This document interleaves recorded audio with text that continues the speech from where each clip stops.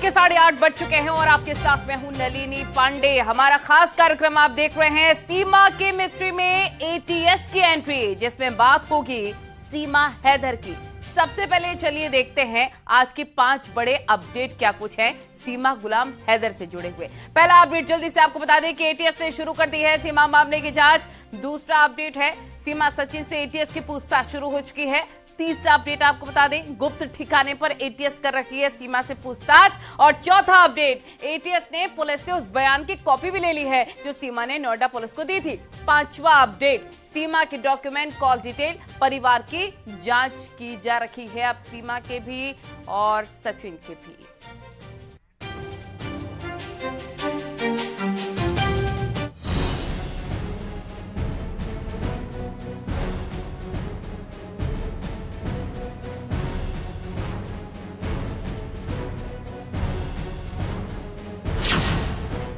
इश्क में आतंकी साजिश के सबूत।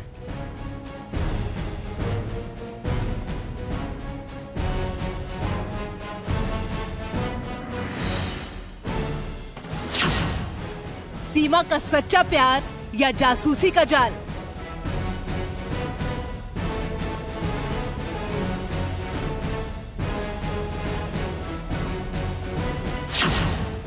सीमा सचिन की मोहब्बत पर एटीएस की पड़ताल। सीमा का सच सामने लाएगी यूपी एटीएस। पाकिस्तान से आई सीमा हैदर भारत के लिए पहेली बनी हुई है। इस बीच बड़ी खबर ये है कि यूपी एटीएस ने सीमा की जांच पड़ताल शुरू कर दी है। वो पाकिस्तान से दुबई और नेपाल होते हुए भारत कैसे पहुंची, उसकी पूरी जानकारी जुटाई जाएगी। इतना ही नहीं, पूरे सफर के दौरान इस्तेमाल किए गए मोबाइल नंबर और उनकी कॉल डिटेल्स भी खंगाली जाएंगी। इस वक्त हम सचिन और सीमा हैदर की घर के ठीक बाहर की उस गली में हैं। इस गली में अमूमन रोजाना भीड़ रहती थी, लेकिन अब सन्नाटा पसरा हुआ है। अब 2 जवान जो हैं वो यहाँ पर एटीएस की टीम बताई जा रही है कि या तो ये एटीएस है या फिर एसटीएफ की टीम है। ये जानकारी अभी तक ये नहीं मिल पाई कि ये कौन लोग हो सकते हैं, लेकिन ये साफ तौर पर है कि पुलिसकर्मी है।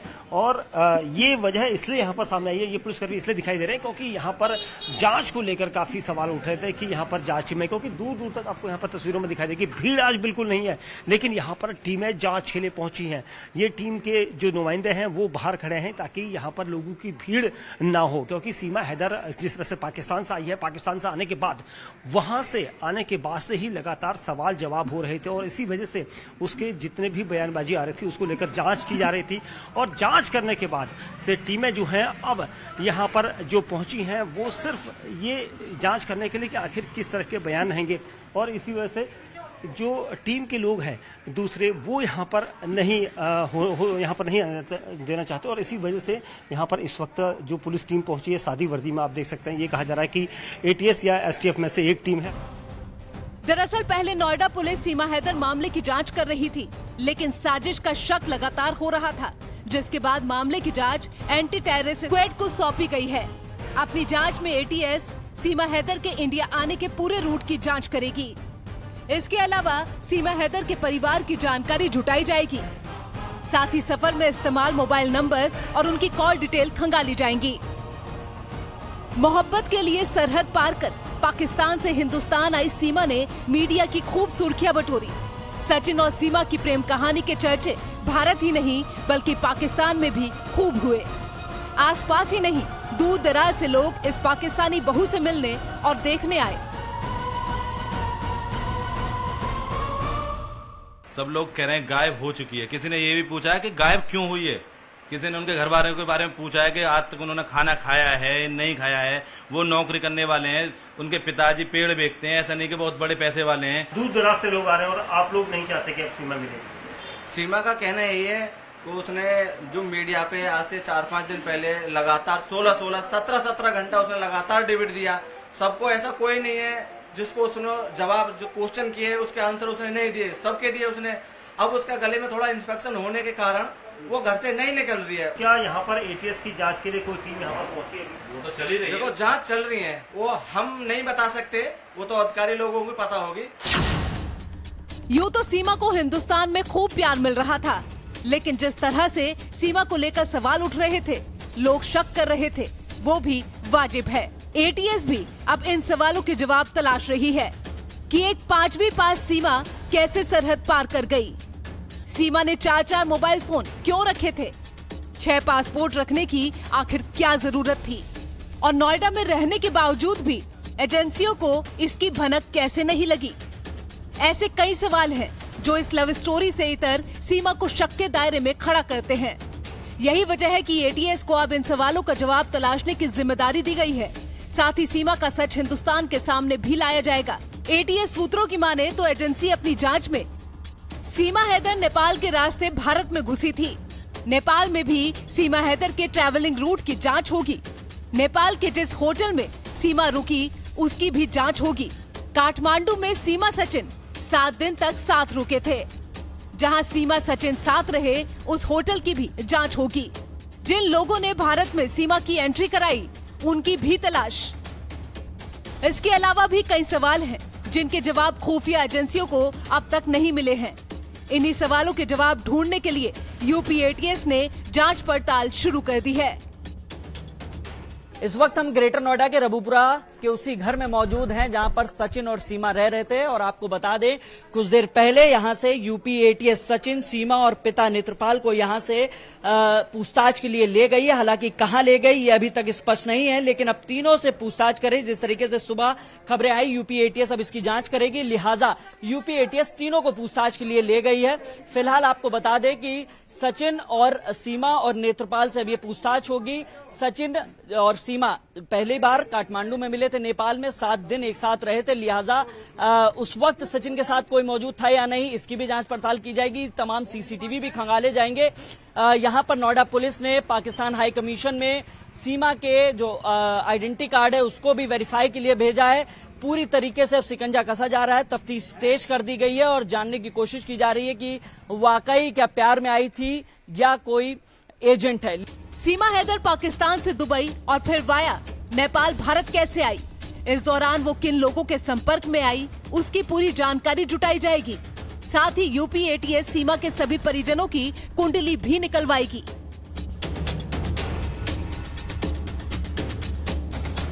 इधर हिंदुस्तान में सीमा मिस्ट्री बनी हुई है, वहीं पाकिस्तान भी सीमा के हिंदुस्तान आने से बौखलाया हुआ है। पाकिस्तान के सिंध में हिंदुओं को धमकी मिल रही है। इस बीच एक मंदिर पर भी रॉकेट लॉन्चर से हमला किया गया, क्योंकि इसी ग्रुप ने सीमा को वापस पाकिस्तान भेजने की धमकी दी थी। हमने पाकिस्तान से आए शरणार्थी हिंदुओं से भी उनका दुख और सीमा मामले पर उनकी राय जानने की कोशिश की। किस तरीके की परेशानियां वहां पर अल्पसंख्यक हिंदुओं को झेलनी पड़ती है वो हम यहां से जानेंगे। सीमा हैदर वाला जो केस है जिसकी वजह से कई धमकियां भी आ रही है वहां पर पाकिस्तानी हिंदुओं को पाकिस्तान में, उसको लेकर क्या कहना है? सीमा हैदर जो अपने 4 बच्चों को लेकर यहाँ आई हैं भारत, वो उनके बारे में उनकी जिंदगी है। और सीमा ने हम क्या करे, 4 बच्चे लेके वो पाकिस्तान छोड़ के यहाँ तक आ गई है। सीमा तो अपनी सीमा नहा के आई है, लक्ष्मण रेखा पार करके आई है। हमें तो लक्ष्मण पार करना नहीं पड़ा था ना, लेखा क्यों नहीं किया। वो वहाँ से आई है तो इतना हंगामा हो रहा, अपनी खुशी से आई है। मगर हम तो हमारी बहू बेटियां खुशी से नहीं थी ना वहाँ पे। एक सीमा के लिए वहाँ इतनी हंगामा मचा रहे हैं, कितनी सीमा वहाँ हमारी लूटी उन लोगों ने। सीमा को कोई पाकिस्तानी जासूस कह रहा है तो किसी का कहना है कि वो किसी खास मकसद से भारत आई है। लेकिन ये भी सच है कि हिंदुस्तान की बहू बन चुकी सीमा हैदर को भारत में बेहद प्यार भी मिल रहा है। उसे सराखों पर बिठाया जा रहा है। Bureau report, news 18।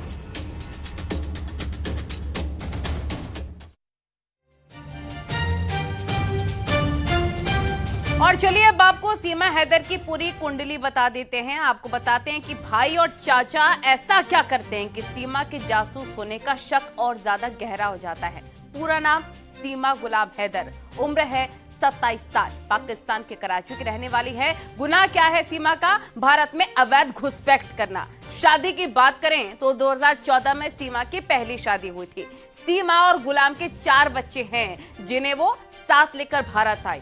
और सीमा का पहला पति दुबई में नौकरी करता था। अब सबसे अहम और सेंसिटिव इंफॉर्मेशन देखिए, सीमा हैदर का भाई जो कि 2022 से पाकिस्तान आर्मी में है, वहीं पर सीमा के चाचा की अगर बात करें, सीमा के चाचा भी पाक आर्मी में सूबेदार हैं।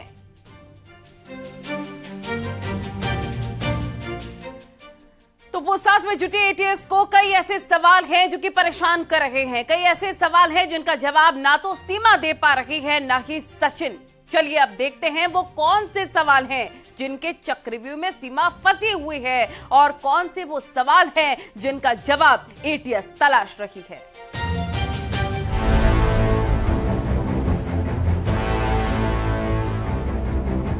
मैं भी उनके साथ खुश हूँ और अल्लाह और भगवान करे कि वो हमेशा खुश रहे। बहुत खर्चा करा और बहुत दिक्कतें आई, बच्चे बेचारे उल्टियाँ और बीमार से भी हो गए यहाँ तक पहुँचने में। गाड़ी, जहाज, दूसरा जहाज, फिर बस। मोदी जी से मेरी रिक्वेस्ट है कि मैं हिंदू धर्म में तो आ गई हूँ, मेरे बच्चे भी आ जाएंगे, वहाँ आज कल गंगा नहाएंगे। उनसे मेरी यही रिक्वेस्ट है कि मुझे यहाँ की नागरिकता दे दे मेरे बच्चों को, और मुझे पाकिस्तान वापस भेजने की बात भी ना करें, मैं नहीं जाऊँ। प्यार की पींगे बढ़ाते हुए सीमा हैदर पाकिस्तान के कराची से भारत चली आई। सीमा हैदर का कहा एक एक शब्द कितना सच है, सीमा हैदर की बातों में कितनी हकीकत है और कितना फरेब। सीमा हैदर प्यार की दीवानी है या कोई पाकिस्तानी मोहरा? क्या सीमा हैदर पूरे भारत की जनता को बरगला रही है? क्या सीमा हैदर जांच एजेंसियों की आंखों में धूल झोंक रही है? ये सारे सवाल जांच एजेंसियों के दिमाग में खटक रहे हैं। इसीलिए अब यूपी पुलिस ने सीमा हैदर को कानूनी शिकंजे में कैद करने की तैयारी कर ली है। केंद्रीय एजेंसियों की जांच शुरू होने के बाद नोएडा पुलिस ने सीमा हैदर की जमानत खारिज करने की तैयारी शुरू कर दी है। पुलिस को शक है कि सीमा सबूतों को प्रभावित कर सकती है या फिर फरार हो सकती है। पुलिस ने कानूनी सलाह लेने के बाद जमानत खारिज करने के लिए कोर्ट में याचिका देने की पूरी तैयारी कर ली है। सीमा हैदर पर कानूनी शिकंजा कसते ही सचिन की मुश्किलें भी बढ़ सकती हैं। गाजियाबाद और नोएडा पुलिस कमिश्नरेट ने सीमा की कुंडली खंगालने में यूपी एटीएस से तकनीकी मदद मांगी है। दरअसल सीमा हैदर का दावा है कि वो नेपाल के रास्ते भारत में घुसी। सीमा का ये दावा भारतीय जांच एजेंसियों के गले नहीं उतर रहा है, क्योंकि नेपाल के रास्ते भारत में घुसपैठ करना इतना आसान नहीं है जितना कि सीमा हैदर बता रही है। इसीलिए अब पुलिस उसके बयान की जाँच करने में जुट गई है। यूपी एटीएस केंद्रीय खुफिया एजेंसियों के साथ कोऑर्डिनेशन कर सीमा के पाकिस्तान से यूपी आने और उसके मददगारों के बारे में जानकारी जुटा रही है। यूपी एटीएस के पास सीमा हैदर से जुड़े कई सवाल हैं, जिनके सही जवाब तलाशे जा रहे हैं। सवाल नंबर 1, सचिन मीणा के संपर्क में कब से थी सीमा? सवाल नंबर 2, सीमा सचिन के बीच किन नंबरों पर होती थी बातचीत? सवाल नंबर 3, सीमा सचिन के बीच किन माध्यमों से होती थी बातचीत? सवाल नंबर 4, भारत आने पर सीमा ने किन मोबाइल नंबरों का इस्तेमाल किया? सवाल नंबर 5, किसकी मदद से कराची से भारत पहुंची सीमा हैदर? सवाल नंबर 6, पाकिस्तान में सीमा का पुराना मोबाइल नंबर क्या था? सवाल नंबर 7, सीमा हैदर का बैकग्राउंड क्या है? सवाल नंबर 8, सीमा हैदर के परिवार में कौन कौन है? यही नहीं, भारत आने पर सीमा ने किन मोबाइल नंबरों का इस्तेमाल किया है, इसकी भी जांच हो रही है। यही नहीं, सीमा और सचिन कब से एक दूसरे को जानते हैं, उनके बीच बातचीत कब से शुरू हुई और किन नंबरों पर किस माध्यम से दोनों एक दूसरे से बातचीत करते थे, अब इसकी भी जांच यूपी एटीएस कर रही है। सूत्रों का दावा है कि केंद्रीय खुफिया एजेंसी पाकिस्तान में अपने संपर्कों के जरिए सीमा हैदर का पूरा प्रोफाइल पता लगा रही है। उसके घर और परिवार के बारे में भी जानकारी इकट्ठा की जा रही है। इधर सीमा हैदर के बारे में पाकिस्तान की जांच एजेंसियों ने भी रिपोर्ट तैयार की है। इस रिपोर्ट के मुताबिक सीमा हैदर ने पाकिस्तान से नेपाल तक का सफर एक भारतीय से मिलने के लिए किया था। पाकिस्तानी जांच एजेंसियों के मुताबिक सीमा के पिता एक रिक्शा चालक हैं और उनका भाई एक सरकारी कर्मचारी के रूप में काम करता है। उनकी 2 बहनें भी हैं। जांच एजेंसियों ने सीमा की हवाई सफर की भी जांच की और रिपोर्ट में बताया कि 18 मई को सीमा ने अपने बच्चों के साथ फ्लाइट नंबर G9542 से यात्रा की थी। वहीं रिपोर्ट में एक और दावा किया गया है कि सीमा का पहचान पत्र बनाने के लिए नादरा यानी पाकिस्तान के national database and registration authority में उसकी उम्र गलत तरीके से जोड़ी गई थी। सीमा हैदर पर आई पाकिस्तान की जांच रिपोर्ट और सीमा हैदर के मीडिया में दिए गए बयानों में काफी तालमेल है। अब देखना होगा कि भारतीय जांच एजेंसियों की जांच रिपोर्ट सीमा हैदर के पुलिस और मीडिया में दिए गए बयानों और पाकिस्तानी जांच रिपोर्ट से कितनी मेल खाती है।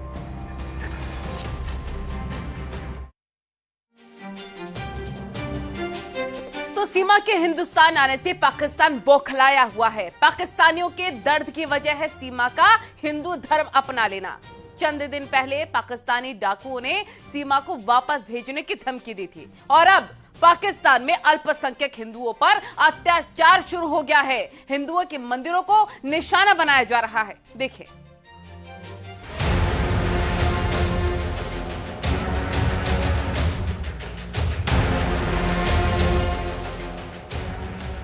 पाकिस्तान में अल्पसंख्यकों पर हमले रुकने का नाम नहीं ले रहे हैं। हिंदुओं के मंदिर निशाने पर हैं और हिंदुओं के घरों पर कब्जे की कोशिश की जा रही है।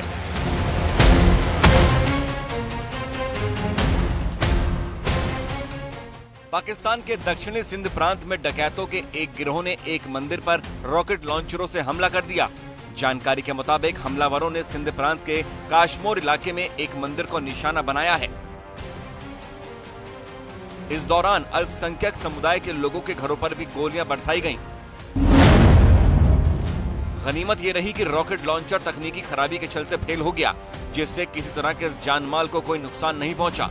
खबर ये भी है कि डकैतों ने हिंदू समुदाय के 30 लोगों को बंधक भी बना लिया है। ह्यूमन राइट्स कमीशन ने एक ट्वीट किया, उसमें उन्होंने दावा किया कि जो 30 हिंदू हैं वो हॉस्टेज हैं इन डाकुओं के पास।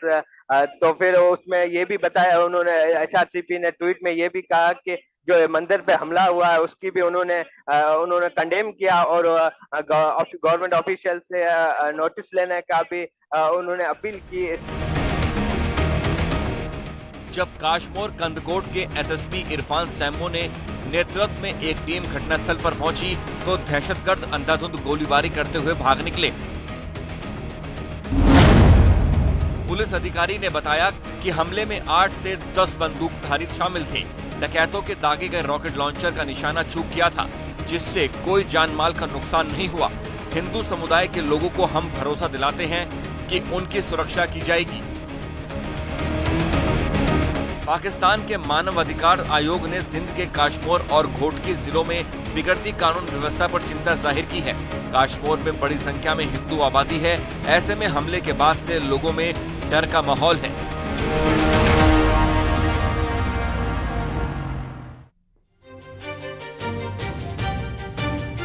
और हमारे खास कार्यक्रम में यहाँ पर वक्त एक छोटे से ब्रेक का।